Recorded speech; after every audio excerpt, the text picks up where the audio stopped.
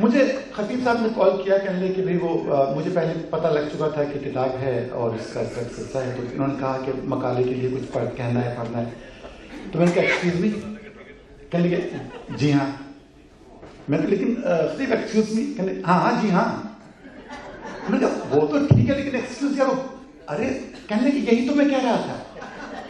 میں نے کہا اگر تم مجھے کچھ کہنے کا موقع دو تو میں یہ کہنا چاہتا تھا کہ بھائی جو دو چار آڑی تیچھی لکیریں میں کھینچتا ہوں وہ شاعری کے حوالے سے ہیں، ان کا تقریر سے، مقالے سے، نثر سے کوئی تعلق نہیں ہے.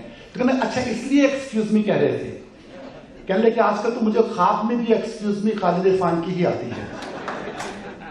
تو حضرت میرا یہ فورٹے نہیں ہے، یہ میں نے مطلب یہ مجھے سب کچھ نہیں آتا کہ کسی کی کتاب کے بارے میں رائے پیش کروں، کچھ کہوں. میں اکثر اپنے ان تمام دوستوں کو جو اچھا کام کرتے ہیں خراج تحسین پیش کرنے کے ساتھ ساتھ دو چار جملوں میں ان کے حوالے سے صرف یہ کہہ دیتا ہوں کہ مجھے کیا اچھا لگا. اور میں ان کے بارے میں ان سے میری درخواست ہمیشہ یہ ہوتی ہے کہ آپ ہم لوگوں کے جملوں پر بالکل کان نہ رکھیے گا. یہ تمام جو لوگ کہتے ہیں آپ کی محبت میں کہتے ہیں، لیکن یقین کیجئے کہ ان تمام جملوں کو اگر آپ نے اپنے ذہن میں محفوظ کر لیا تو آپ کا سفر رک جائے گا، جو اردو ادب کے ساتھ اس سے بڑی زیادتی کوئی نہیں ہو سکتی. خالد عرفان کے بارے میں مجھے صرف یہ کہنا ہے، دیکھیے اول تو شاعری ود ان اٹ سیلف کوئی بہت آسان چیز نہیں ہے، خاص طور پہ وہ شاعری جو سچ مچ کی شاعری ہے. قافیہ بندی، قافیہ پیمائی، دو ایکم دو، دو دنی چار چلتا رہتا ہے. کریٹو پوئٹری جو ہے وہ خاصا بلکہ بہت زیادہ دشوار کام ہے. اس سے زیادہ دشوار کام مزاح میں مزاح اشعار کہنا کہ مزاح کے حوالے سے کوئی بات کہنا. دیکھیے ہم لوگ دکھوں پہ سب رو لیتے ہیں، کتھارسس سب کر لیتے ہیں، لیکن دکھوں پہ نہ صرف ہنسنا بلکہ ان دکھوں کے حوالے سے آپ کو ہنسانا، یہ صرف مزاح نگار کا ہی کام ہو سکتا ہے. اور اس کام کو جس خوش اسلوبی سے میرے دور میں خالد عرفان کر رہا ہے، مجھے اور کوئی نام نظر نہیں آتا.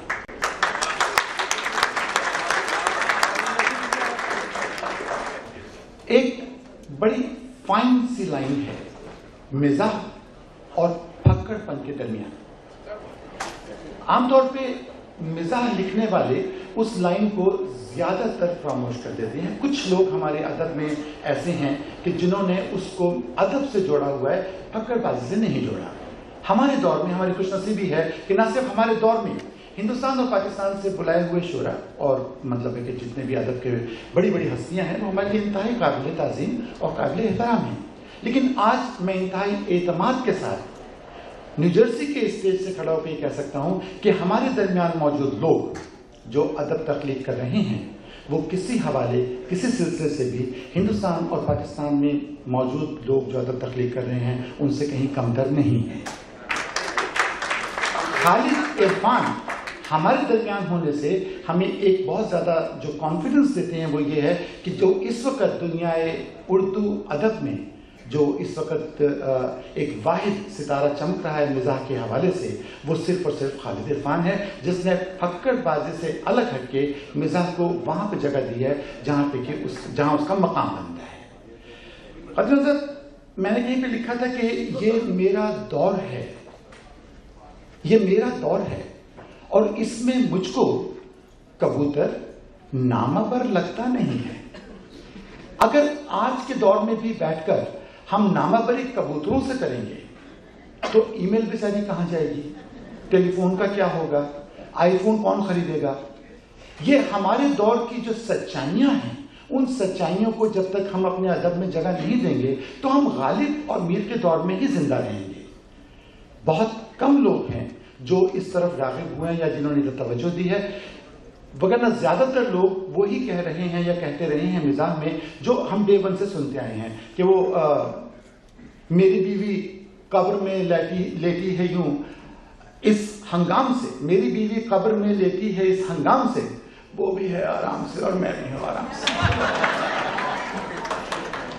اس دور میں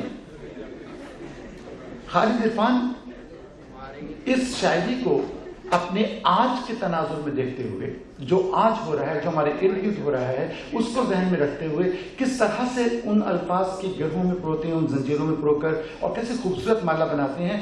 मुकम्मल तौर पे तो वो ही कहेंगे, लेकिन मैं आपको 2-4 चीजें आपसे शेयर करना चाहता हूं उनके हवाले से कि उनकी नई किताब में से कुछ चीजें हैं। अब देखिए, ये हम शायर खास तौर पर और अमूमन आप भी इस बात से वाकिफ होंगे कि जो मुशायरे बाज शुरा हैं वो 4 गज़लें लेकर चलते हैं, सारी जिंदगी वही सुनाते रहते हैं। आप लॉस एंजल्स से निकलकर न्यूयॉर्क का मुशायरा सुनिएगा, लगेगा कि इसने मुशायरा नहीं पढ़ा, टेप लगा दी है।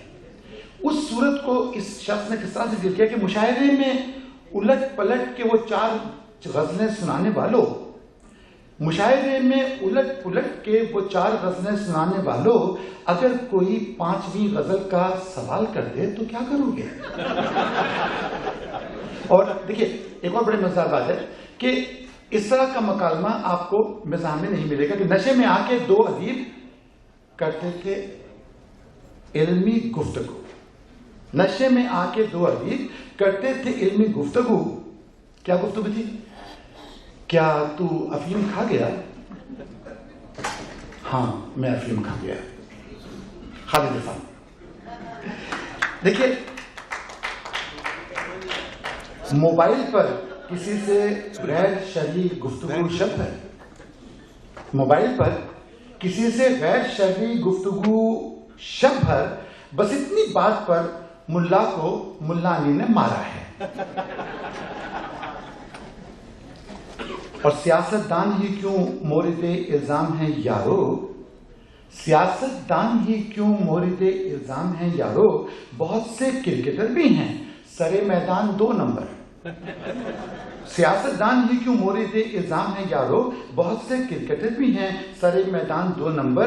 धमाकों और हंगामों से सारा मुल्क जख्मी है, धमाकों और हंगामों से सारा मुल्क जख्मी है। किसी की नाक 2 नंबर, किसी का कान 2 नंबर। इतनी बड़ी ट्रेजेडी को इस खूबसूरती से अपने जख्मों पर आपको हंसाना या अपनी बातों पर खुद हंसना और हंसते हुए आपको शामिल करना सिर्फ एक अच्छा मिर्जा निकाह का ही हिस्सा है जो हमारे खालिद इरफान ने किया है। और मैं एक आपको ये भी बताना चाहता था, हमारे मुल्क के अक्सर सियासतदान जाली हैं, हमारे मुल्क के अक्सर सियासतदान जाली हैं, न सिर्फ अरकाने शोरा कायदे ईवान जाली हैं, जितनी डिग्रियां भी मेड इन जापान जाली हैं, कई शोरा के तो छापे हुए दीवान जाली हैं। और इस हवाले से हम अपने इस मुल्क में, अमेरिका में और कनाडा में हम रोज उन शायरों से मिलते रहते हैं जिनकी तरफ खालिद ने इशारा किया है। और ये बड़े अपना इस तरह से बात करना, इस लहजे में बात करना। अब देखिए, चांद की फरियाद एक नज़्म है खालिद की, उसके 2-3 अशार हैं कि चांद ने मुझसे कहा, ऐ शायरे फिक्रे अज़ल, मेरे बारे में भी लिख दे कोई संजीदा गजल। हर ताल्लुक तोड़ रखा है हिलाले ईद से, तुझको फुर्सत ही नहीं है महफिलों की दीद से। रस्मे दीदारे हिलाले ईद अफसाना हुई, बाम पर उस दम चढ़े जिस वक्त फरजाना हुई। अब इस नज्म को किस तरह से मोड़ के समझ जहां करते हैं, ये बकायद वो तो नज्म वो सुनाएंगे। मैं आपकी तरफ से यहाँ चाहता था कि मैं जमीन से दूर होकर भी, ये चांद बता रहा है खालिद को कि मैं जमीन से दूर होकर भी बहुत नजदीक हूं, मैं जमीन से दूर होकर भी बहुत नजदीक हूं।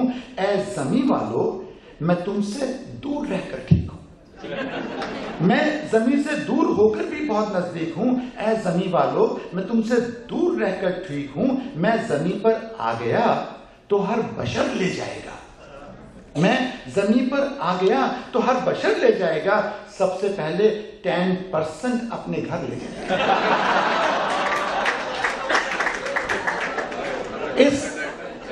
इस मोमेंट पर मैं शायरी का हवाला मतलब है कि छोड़ता हूँ खालिद इरफान को कि वो आके बकाया तमाम सिलसिले आप तक पहुँचाएं। मुझे आपके साथ आवाज़ मिलाकर खालिद इरफान से कहना है कि तुम जिस उरूज पे पहुँच चुके हो, ये उरूज तुम्हारे इस फन का आगाज है, अंजाम नहीं। तुम इसी तरह आगे बढ़ते रहो, हम तुम्हारे साथ हैं। इस किताब की इजराफत में बहुत मुबारक है खालिद इरफान, बहुत बहुत शुक्रिया।